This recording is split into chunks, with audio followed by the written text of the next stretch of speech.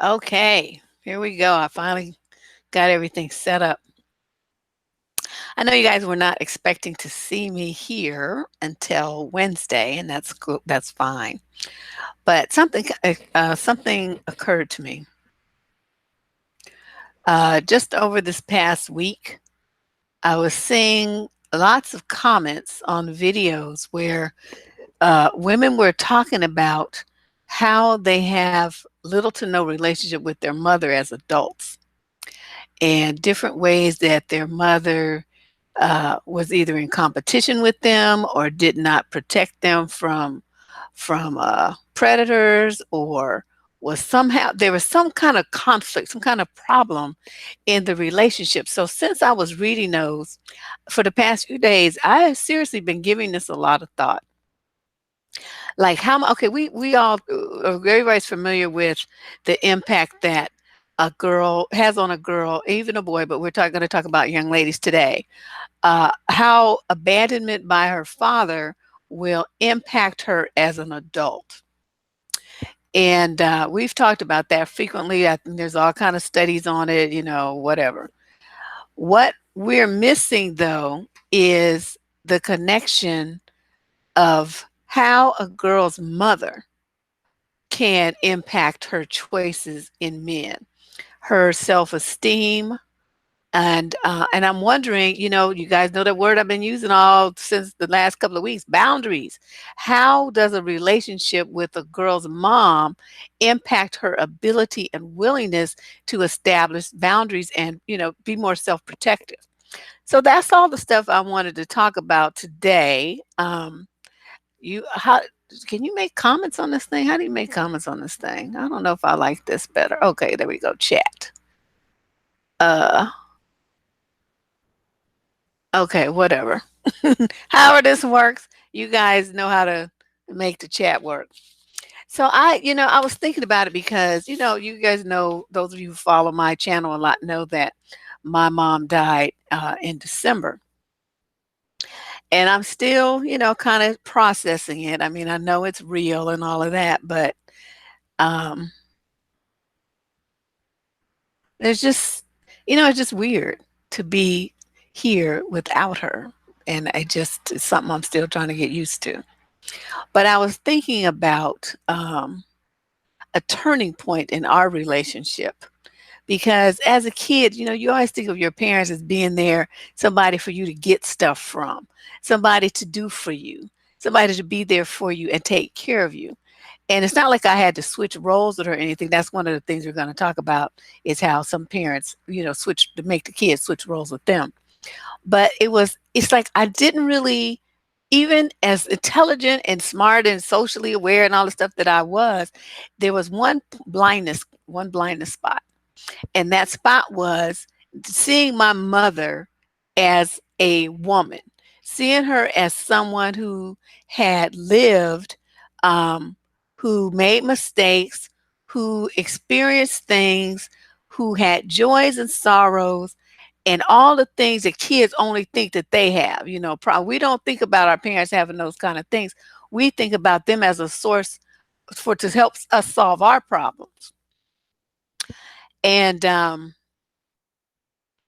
think I was about 28, 29 when it's just like this light came on, and I looked at my mother and I just started sobbing. And I still get choked up because I remember how I felt. It was like I just had this flash of awareness of all the things that that woman had done for us, me and my brothers, all the choices that she didn't get to make because she was worried about us, all the things that she didn't get to do for herself because she wanted to make sure that we were taken care of. I mean, it's like the sacrificing that she did and the dreams that she gave up. And I just got all choked up, and wait a minute. Um, I just felt really bad. I felt really bad. And so, looking at mother-daughter relationships has been something that I've wanted to do ever since. And looking at, like I said, all the ladies who commented that they didn't have a relationship with their mother, the relationship was so bad while they were growing up that it's completely fractured or severed at this point in their lives. And I thought that would be something good to look at, something that we should investigate. Okay, so I found this study, and it says, um, 88% of adults surveyed, they don't tell, I was looking to see, okay, how many people did you talk to? But I couldn't find anything. 80% of the adults surveyed said that their mother has had a positive influence on them. I think even in bad relationships, there's some good to come out of it somewhere, right? 92% say that their current relationship with their mother's positive.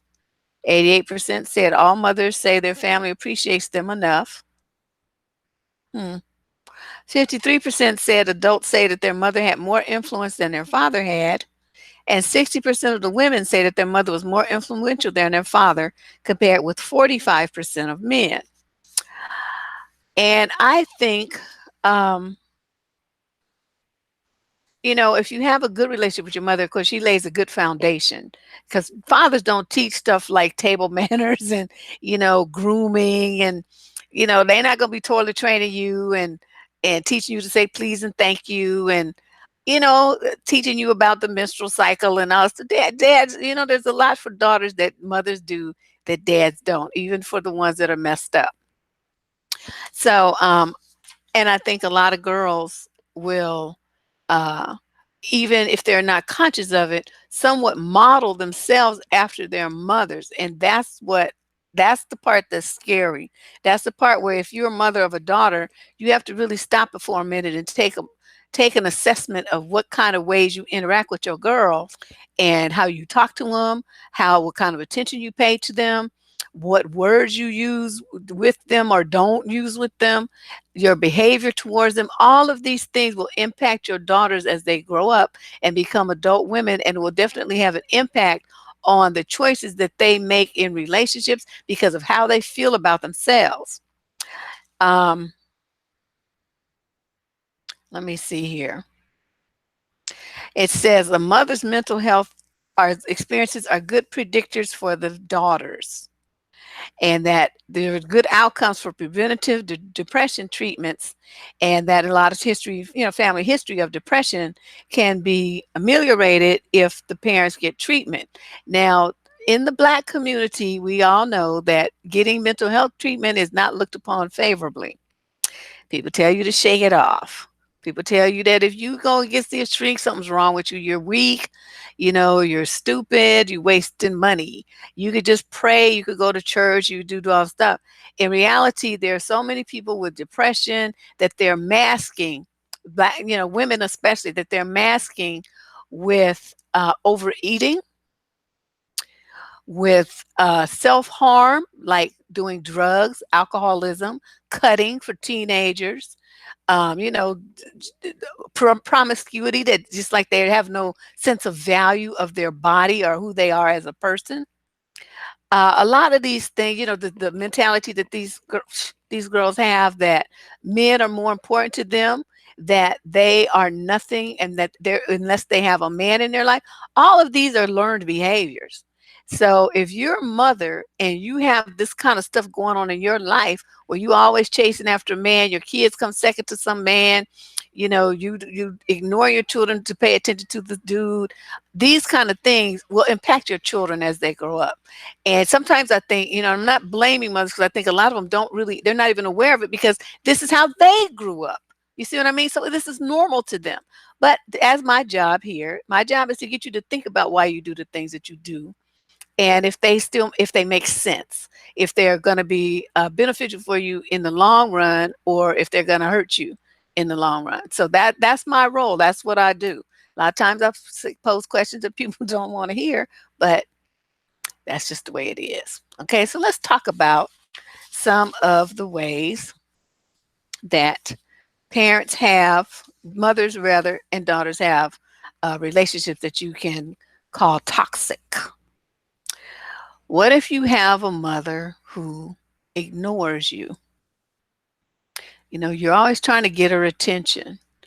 You want her approval, of course. You want her to tell you that you're pretty, that you're smart, that you're good enough, that you're uh, you the perfect daughter for her, whatever. You want to hear something positive from her, but all you hear are things that are dismissive, that make you feel small and insignificant and unworthy. In that group comes something that I talked about last summer, the women who make their daughters wait to eat while they serve men and boys who are fully capable of getting their asses up, going to the kitchen and fixing their own plate. You got 7 and 8 year old girls serving grown ass men like they're maids or waitresses or something.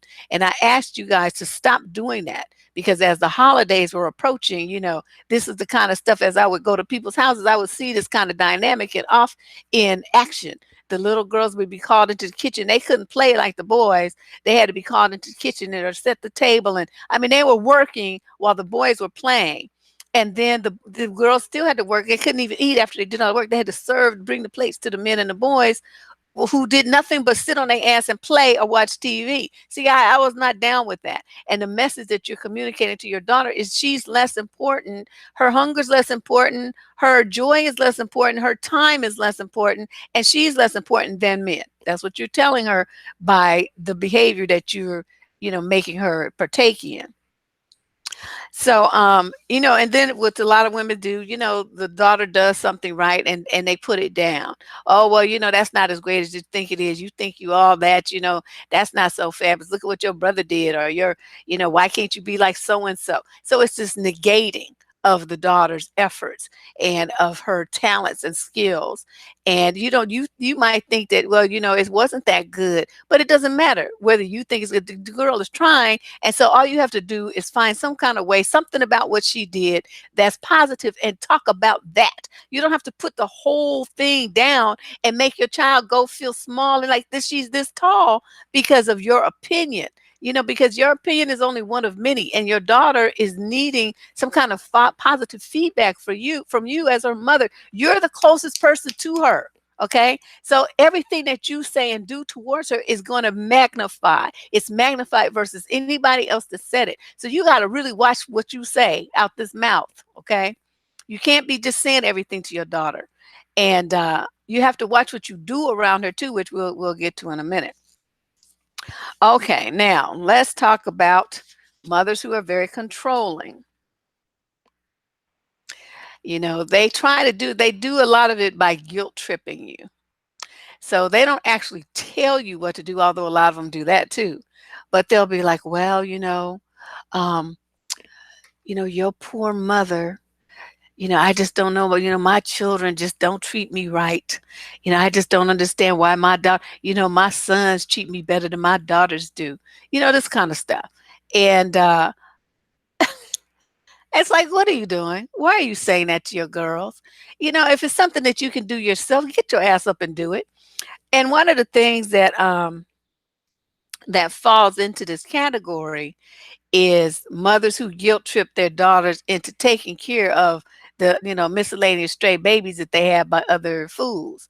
Okay, so you got she's like your oldest or second oldest, or maybe she's like the oldest girl, but she's not the oldest child, she's the oldest girl. For some reason, uh y'all like to put your daughters in charge of being like the second mama. She doesn't get to have her childhood and just be free and do what she want to do. She has to um take care of the younger siblings. She was charged for this, just to make her start cooking dinner and to make lunches and change diapers and help with homework and do laundry. And that's shit that you're supposed to be doing. You the mama. She didn't have those babies. You did. Get off your ass and take care of your kids. That's not your daughter's job to do that for you.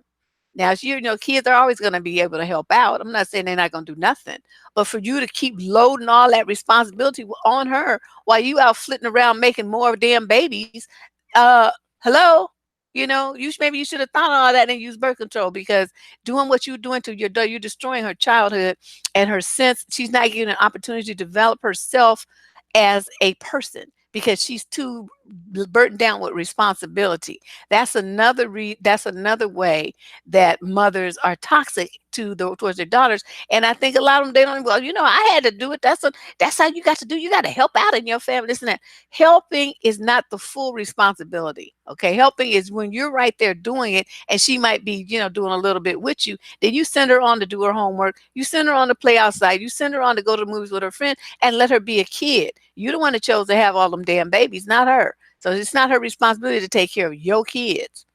Ooh, that gets on my nerves. Okay, let's talk about the mothers who are unavailable. Is emotionally unavailable to their daughters. How is that happening? How do you do that? Well, I've seen mothers who, like they hug the sons, right? And I've seen this like out. They holding the son's hand or whatever. And then the little girl who may only be a year or so older than that little boy comes and she want to hold, mommy got two hands, right? So she reaches to, try to hold a hand and the mother snatches her hand away. Not cool. And you can see the rejection and the hurt on the little girl's face. And it's like, why are you doing that to her? If you gonna hold his hand, you should hold her hand too. So both of your kids feel contact with you, and both of them feel that they're both getting your attention and that you love them both. Okay, now I can see if you have some older kids, they 12, 13, 14, they're not going to hold their hand. They probably don't even want to be seen with you in public because it's embarrassing. But you have small children.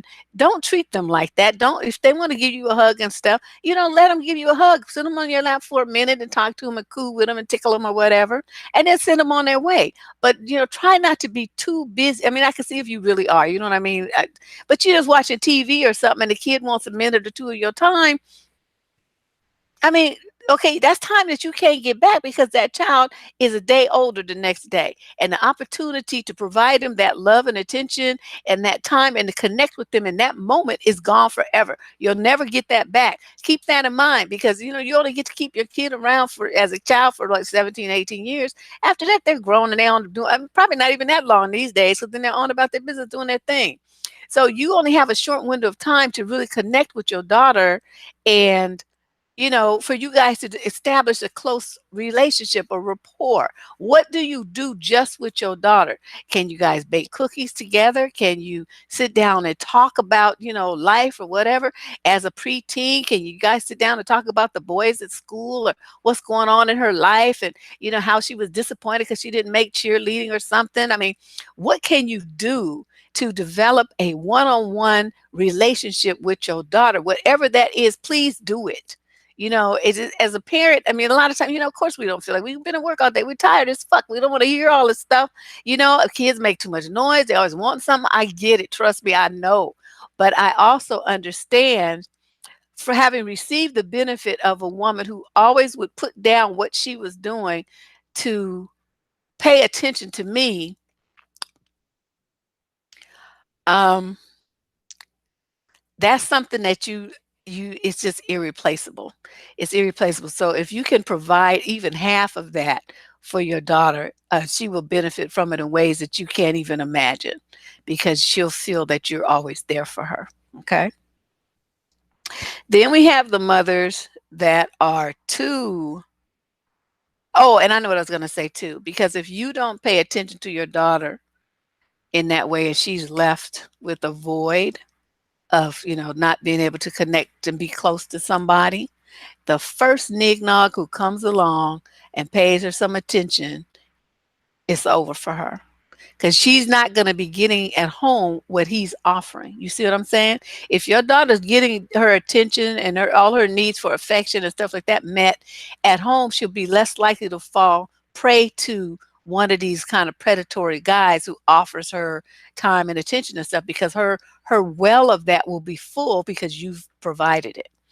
Even if you can't do it all, you have the grandmother, you have a sister or something. I mean, you women, we got to come together. We got to work this out together. So now I'm saying, if you have a really exhausting kind of job, I mean, you have some family members who can kind of step in and, maybe you guys could all do it together for each other's daughters. That's what I'm saying. But whatever you need to do, put some, strategy together because this is very important for your daughters. I'm seeing too many little girls that are just have like extremely low self-esteem, and they're out here in the world trying to call themselves dating, and it's a hot mess. What they're involved in is a hot mess. Okay, we got to change, make some changes. So then we have the mothers who like absorb their children. I had a friend like this. Oh my God, she was like, okay, you take your kids to the playground. She wouldn't even let her kids play on, they had the little toys, that's that thing where it swings around and the little baby slides and all the stuff. I mean, the kids 5 or 6 years old, they can go up and down the slide by themselves and climb on the thing. And it's like if they fall down, that's why they got the mats and them wood chips and stuff there to break the fall. If you have a kid who is 9 or 10 years old who's never hit the ground, that means you're doing too much as a parent. Everybody's got to fall down. That's the only way they learn to get back up. If you always cushioning the blow for them, your child never hits bottom, your child never hits the ground, then they have no sense of resiliency and their own power to overcome things and to do for self. They never get that opportunity because you always in the way. That's what these kind of mothers do. They another word for them is helicopter parents. They just hover over the kids. They just always in the kid's face, and like every moment of the child's life is orchestrated. You're gonna do this and this, and the kid never has any free time to just sit around and just play with their fingers or something. I mean, kids need to be able to use their imagination every time. That every single minute of their life should not be programmed and planned out. Give them some free time. These are the mothers who I don't. Their kid is like an extension of them. Is the child is not a separate entity. It's really strange. I don't even really know how to describe it, but I'm sure you guys know what I'm talking about. And they feel like that child represents them in some respect. I've met men like that too, who feel like their wife represents them and is an extension of them. And I'm like, this is some really weird nonsense y'all be talking. I don't understand it. But these are important things to consider if you're that kind of mother. Let go some. Let loosen the reins. Let your child experience things and have free time and be creative and think of their own games and their own things to do for themselves in their own time. It's like if your kid comes to you saying, I'm bored. My mother used to tell us, there's no such thing as bored. That means that you don't either, she would say, either you're a boring person, that's why you're bored, or she would say that means you don't have enough to do. Honey, wait, let me tell you about we do. Okay, we lived in this tent. This was a Victorian that was 2 flats that my dad converted into one house in San Francisco. So this thing was 10 rooms. And you know how Victorians had them little windows, like these little windows like this? There was thousands of those windows. It's kind of like this on my screen, but they were windows, okay? Glass, honey. And we had like hardwood what you call it, hardwood floors that went for miles, and it was like in all the rooms and stuff. So as soon as we would say we were bored, my mother would be like, go downstairs and get the cleaning bucket and get the Windex and get the floor polish and this, as she would make us work all afternoon. So after, I don't know, kids, we were stupid, so it took us 6 or 7 times before it really sunk in. Don't ever tell that woman that you're bored, because you just gonna be worked to death. Never say that, ever. Don't ever say that. So we learned, after that we learned. But that's what she would do. If you tell her that you're bored, you don't have nothing to do, she would find some shit for you to do, but it would not be fun. So we learned quickly. Okay, then you have the kind of mother who likes to be like really critical of her daughter. She's like, I don't know, like the angry, jealous mother. A lot of girls that I used to know talked about their mother, like they would come with their boyfriend, right? And their mother would come out to see the little boy wearing like hot pants and like cleavage, half her titties out and all this stuff. And she'd be acting all, oh, hello, my daughter's told me so much about, and she got to touch on the little boy and all the stuff, right? And the daughter, of course, and the boy feels really uncomfortable too, because he's like, what the heck is going on here? But it's like she was in competition with her daughter and talking about her figure versus her daughter's. All this weird, I saw some weird stuff. People are really strange. And it's like, what is wrong with you? What childhood issues do you have as a mama that you're carrying over into your relationship with your daughter? The similar things were posted as comments on some of the videos recently too. So this is a common attitude that a lot of women have. They're in competition with their daughters over men, over boys. These same kind of women are the ones who will blame their daughter if their man molests their daughter. Somehow it's the daughter's fault because she seduced him, not him as an adult who made a choice to prey on a child. Somehow it becomes the kid's fault that this man does this because the mother is in competition with the daughter over men. People don't seem to connect those dots, but that's what that's all about. So these women are, very critical. Nothing their daughter does is right. She's not the brightest. If she gets, a couple of A's and some B's, well, why don't you get all A's? Nothing she does is good enough. It's just she's always being critical of the girl's behavior and everything else.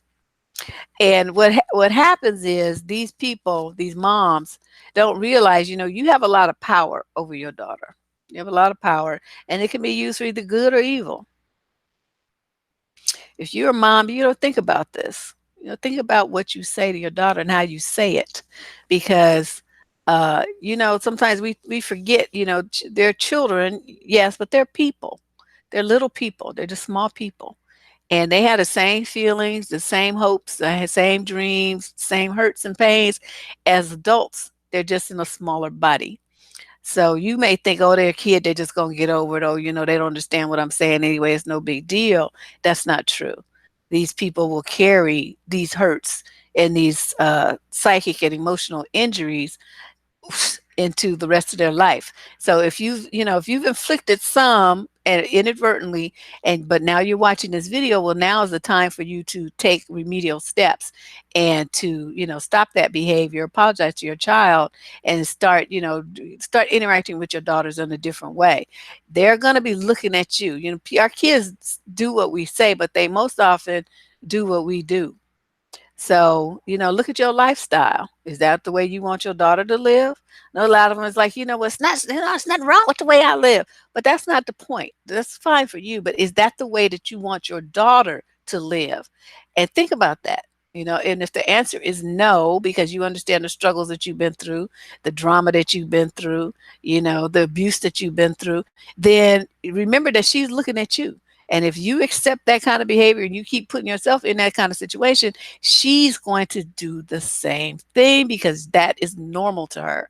If it's good enough for you, then it should be good enough for her.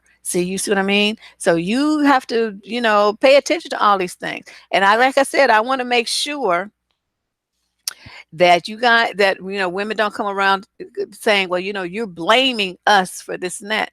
That's not the point of this video. The point is, I'm going to say it again because maybe some people just came in. My role on YouTube, ever since I've started working in the relationships field in the early 90s, has always been to ask questions, to think about things and pose questions to you, and to get you to think about why you do the things you do, why you say the things you say, why you make the choices that you make. 3 things is what I'm here for. So I've tried really hard not to tell people what to do. I get you to think about why you're doing what you're doing and why you chose to do that thing versus something else. And then I ask you, is that really working for you? Is that giving you the desired results, or is it resulting in some drama that you really don't want to have? See, that's why I do this, because a lot of people they're uncomfortable with thinking about things differently. Either it goes against their family training or whatever, what they're used to, or they don't really know how to get on the track to, readjust their thinking. That's what I'm here for. Okay. So I'm not blaming you. I'm telling you to think about it, because sometimes, like I said, you're just doing what your mother did. You never thought that she was wrong or that it could be any different. You're repeating a pattern that you saw modeled for you. So but now's the time to think about it, because if that you found that really caused you some issues, well, what you think it's going to do to your baby girls? Okay. You got to think about this stuff. Let's talk about the moms that are like unreliable. People don't realize as kids, as teenagers, yeah, they're half adult and this and that, and they try to be very independent. But there's a very weird world, and I imagine it's probably worse even now. I can only talk about when I was a teenager, though, which back when dinosaurs roamed the earth. But I found great comfort in the fact that I knew how predictable my parents were. They was always going to say no to the same things. They would always say maybe to the same thing. They were consistent as hell. And so I could totally rely on them. They had like boundaries. They made us have boundaries, and it was good because I was able to blame them for things, which put me in a position where I got to save face with teenagers at school. You know how they will teach you, oh, you just a big baby, you can't do nothing, blah blah blah. You just weak. Okay, but if I say, because they met my parents, and my daddy was no joke. He used to pack a gun and had no problem using it.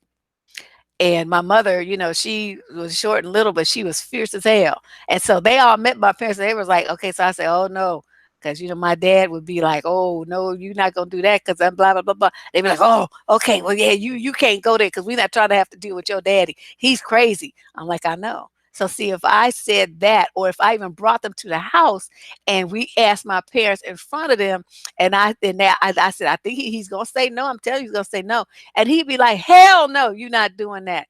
Then the kids would, they would run out the door like, oh, he did say no, just like you said. I said, I told you he was gonna say no.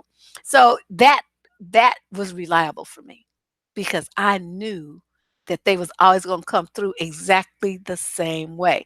If I needed somebody to go to school and have my back and help defend me, they were there. They were going to be there for me.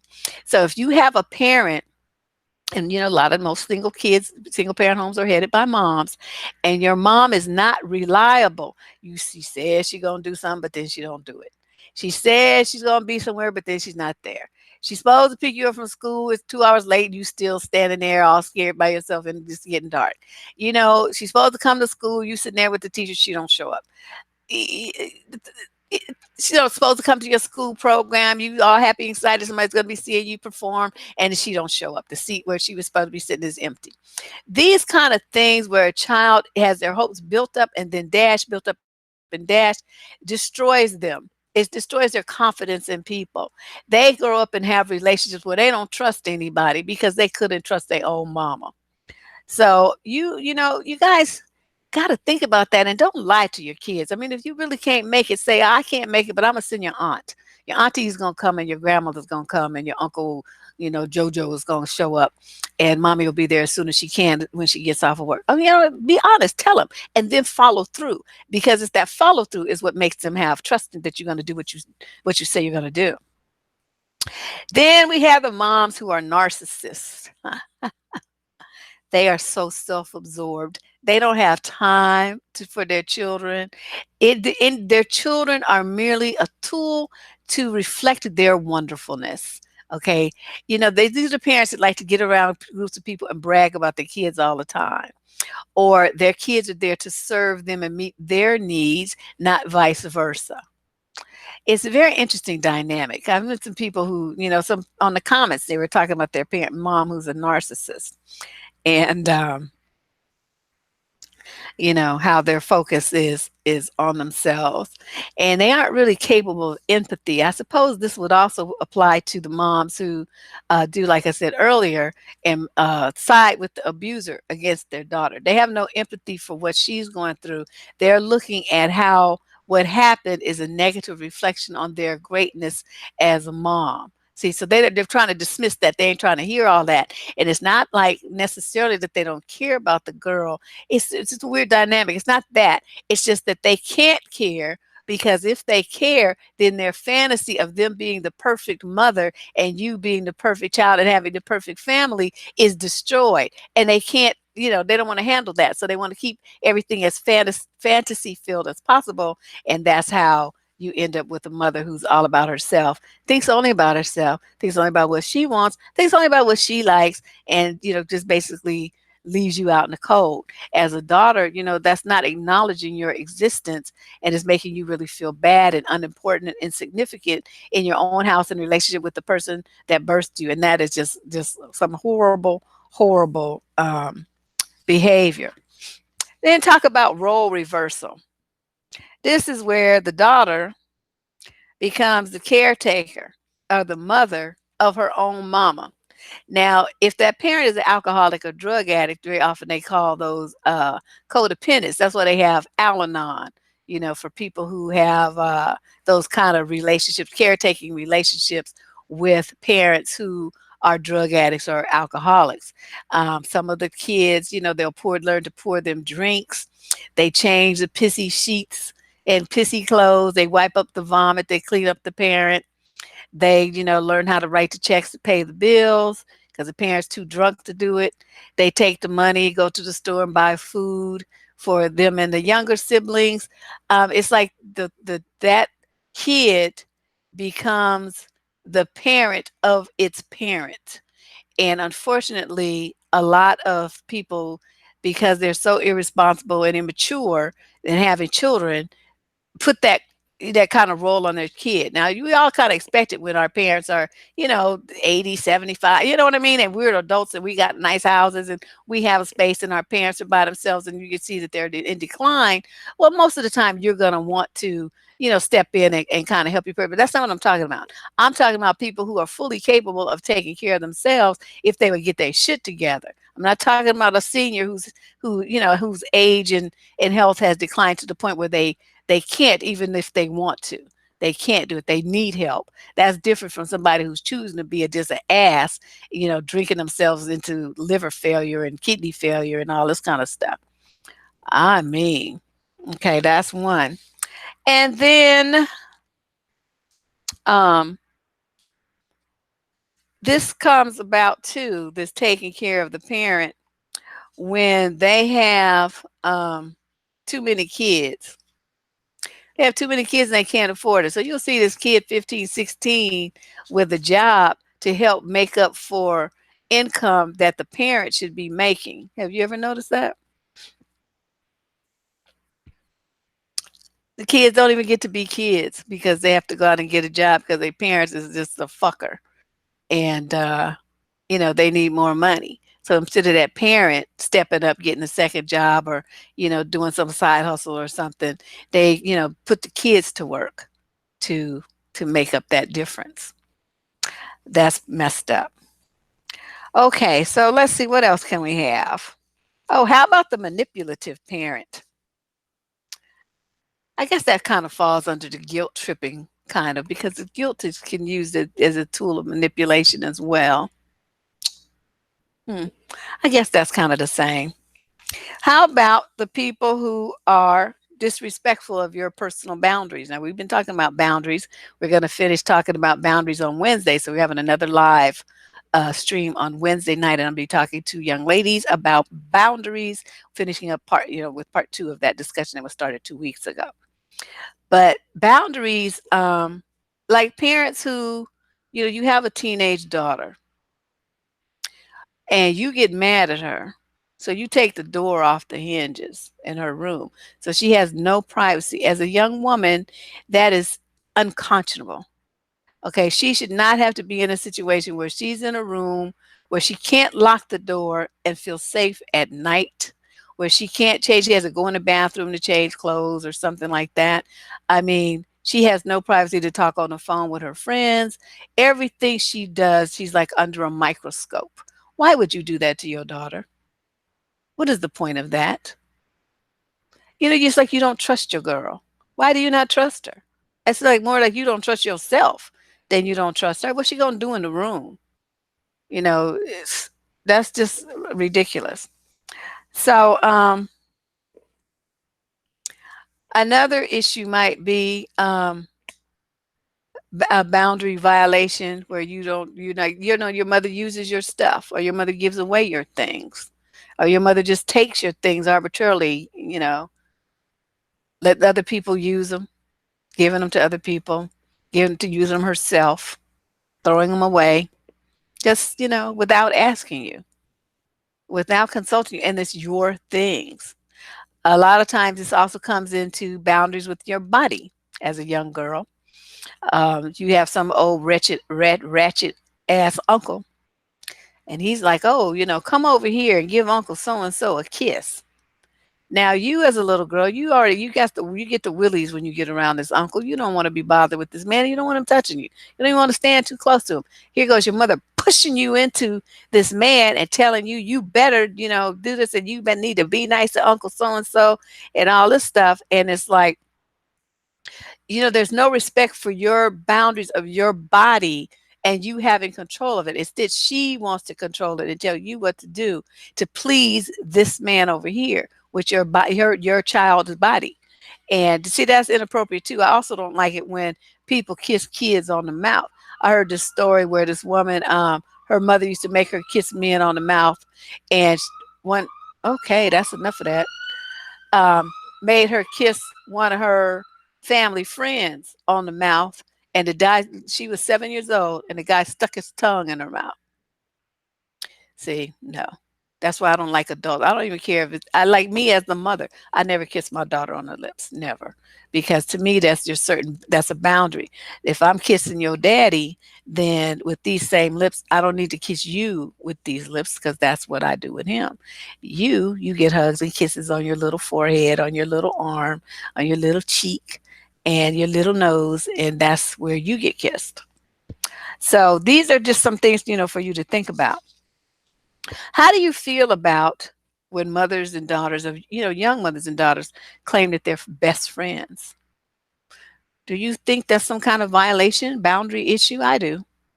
Because your mother, I mean, as a child, what's necessary for you to grow up and become an independent person is for you to go through the psychological, emotional, and physical separation process. That is a normal and natural function of adolescence and teen years. That's what you're supposed to do.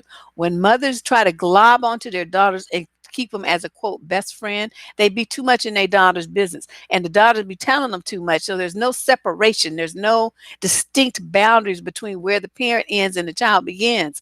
And the mother, a lot of these mothers violate that trust. Is there to go around and telling people, oh yeah, so and so told me blah blah blah, or she had sex for the first time and she said blah blah blah, or she started her period. This, and they're telling not only other women but men these things. You don't need to do. See, that's why girls need to have friends that are their age, people that they can that will understand their stage of life, who are in that stage of life, who they go to school with, they can study with, they can go to hang out at the prom with, they can go to dances with, go to shopping with, and stuff like that. That's a teenage thing, young college girl, whatever. A mother and a daughter can certainly be friends, friendly, let's like that. But there must also be a delineation between the parent role and the child role. And you can't merge those up because then your kid gets all fucked up and confused in the head. And, it makes it very difficult for that girl then to separate and go and, find herself in a relationship with a man because she feels too much guilt. She's too torn. She can't be best friends with her new man and, develop something over there because she's too worried about being best friends and keeping you happy. It makes a very challenging situation for your daughter. And that's something that should also, think about that. I mean, you might take great pride in saying, oh, we my daughter and I are best friends, and she's like, oh, me and my mom are best friends. I don't think that's healthy over the long term. Like I said, you can be friendly definitely as adults. Your relationship changes, and it's more like peers at that point, but that there should also be always be a special thing there where you just don't go too crazy about your parents. Like, as much as I cuss, as bad acting as I am, you think I'd fix my lips to say this stuff in front of my mother? I would rather kill myself. There would just be no way. She will always, even now that she's deceased, that's my mama. And there's just certain things I'm not going to do and I'm not going to say to her, or where she could see it or even hear about it. There's just certain things that we just, there's a there's a wall there. And my wild side is over here, but honey, when I would get in her face, I was Miss P's and Q's, trust, because that's a level of respect. So what do women have if they have these problematic relationships with their mothers? They feel like they're not good enough. That's a key one. They feel like there's something wrong with them. You don't measure up in some way. Your mother was always so critical of everything that you did. You just feel like everything you do is you can't, you're the failure at everything. And so pretty soon those girls kind of stop trying. They seek into this depression. A lot of them then will just become, overeaters. They start drinking, they get on drugs, they stop trying at life and just become just like a nobody, because they feel like the hurt of trying and getting criticized as being a failure is less than just not trying at all. And we should, as parents, our role is to motivate our children to be the greatest people that they can be, to be better than us, to be better than us, not to be jealous that they're better than us, to applaud them for being better than us. Because if you as a parent can get your kid to be better than you, that means you are the shit parent. Okay. That's what that means. So you don't want your kids to be less than you unless you are very insecure and, got some serious emotional problems yourself. Okay. Then also you have, by all this criticism, right, you get your daughters to thinking that in order to please people that love her, which would be you, she has to be less. She has to make herself feel small and insignificant. Can you see how that might carry over into relationships and her dealings with men? See, unless you tell your daughter that how wonderful she is and that the sky is her limit and that you will be behind her every step of the way, but you fill her head with with stuff that being criticized and feeling bad about the mistakes that she made and stuff, how likely is it that she's not going to try very hard to be great? She might just be accept mediocrity because that way, you're comfortable with her mediocrity because that she doesn't want to upset you. You can't do that to your girls. A lot of women will do that for their sons, and then they constantly praising them for just doing something like tying their shoes. But the girl, she goes to college, she puts her stuff to college, she worked 2 jobs, she does stuff. Oh well, you still ain't nothing because you don't have no man. Where your man at? So see, they're just like putting down all of her accomplishments with one sentence. How come you don't have no kids? That kind of stuff. That happens a lot. And I want to, I'm just bringing all this to people's attention because if you see yourself and your behavior, your attitude in what I'm talking about, then you can understand that you're on the wrong path here with your daughter. You're sending her to a bad place. Also, yeah, when you build up a high tolerance for being treated badly, that's what you do. So your daughter's likely to get into abusive relationships. Now, it's a two-pronged thing. One is she might see you in abusive relationships, and like I said earlier, that's normal to her. That to me, if you say to your daughter, "Well, he did that because I deserved it," or "I said this and that," so you're taking the blame for him, kicking your ass, and your daughter is hearing this, right? She's thinking, "Oh, okay, well then that means if a man loves me, he kicks my ass." So you just taught your daughter to accept abusive behavior because of what you just said to her. Instead of telling her, I'm sorry that this is happening. I really made some really poor choices in my life, but I don't want you to end up like me. You are a wonderful girl. You're smarter than I ever was. And I want you to do great things in life. I want you to not do any of this kind of stuff that you see me doing. I want you to chart a new course. I want you to be great. I want you to be wonderful. I want you to be proud of you. And, man, whatever you need to say, get yourself out your feelings and concentrate on what's going to be good for your daughter to hear, to make her make better choices in men in her life, because she cannot go through life feeling like, this combined with she's not good enough and, trying to win people's affection and taking abuse and neglect and all this stuff. These are all things that she would have learned at home to accept. You see what I mean? I mean, I'm trying to put all this together, and I'm perhaps not articulating it as well as I normally do because I am still tired. I still didn't get enough sleep last night. But I'm just wanting you guys to really think about this because um, a lot of things as parents, we don't really consider what we're doing and how it's impacting our children, but they watch every single thing we do. They pay more attention to what we do than anything that we say. But if you've made mistakes in the past, like I said, it's time for you to stop doing those things and turn that around. You can start doing that today. You can pick up the phone, you can call your daughter, and you guys can have a nice chat and you can talk about what you've heard today, or you can think about it some more and then call her. Whatever you want to do, that's fine.